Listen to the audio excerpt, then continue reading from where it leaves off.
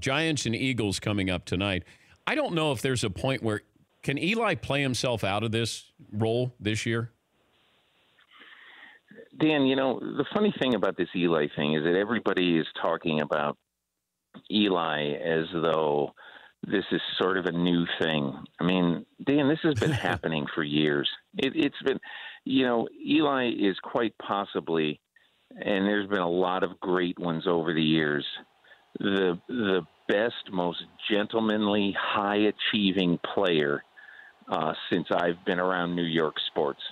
And I've lived in the area since 1985. He's an amazing human being who does a lot for his community and all that. But has anybody been watching football the last 5 or 6 years? I mean, by most metrics, he's in the lower quadrant and maybe even lower than that in almost everything. And I don't know what people thought was going to happen this year. Eli needs to have tremendous protection. Yeah. That's all there is to it. He needs to have great protection. And this offensive line, even though it's got some new pieces, is not protecting Eli nor creating enough lanes for Saquon Barkley. And so when that happens, the offense is going to be abysmal, and that's pretty much what you've seen.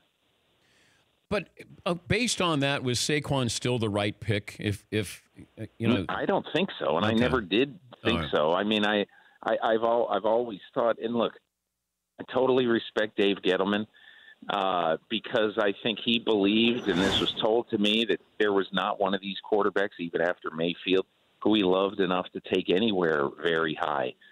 So if that's what he chose, the Giants basically now have to think that in the top 5 next year, which is probably where they'll be drafting, in the top 5 next year, they're going to have to get a quarterback, maybe the Oregon kid, or look, I don't know. I don't watch much college football, so they're going to have to get one of those guys. They probably should have gotten them this year, but look, Dave Gettleman has proven it his last 2 drafts. Yeah.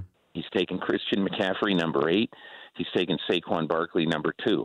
He goes against the grain, and he's a little bit of a personnel dinosaur in that regard.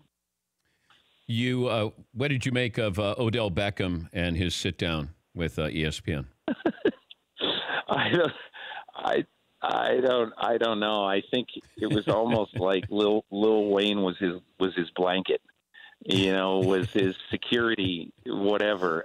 I don't really understand why that was a together interview, but I don't know. I guess they're friends. Look, Odell Beckham took the money, and he's got to accept the fact that, why do you sign the contract if you've been begging for the contract, yeah, and you sign the contract, and you have 4 or 5 bad weeks, I guess 4 at the time he did that interview, and all of a sudden it's time to jump ship?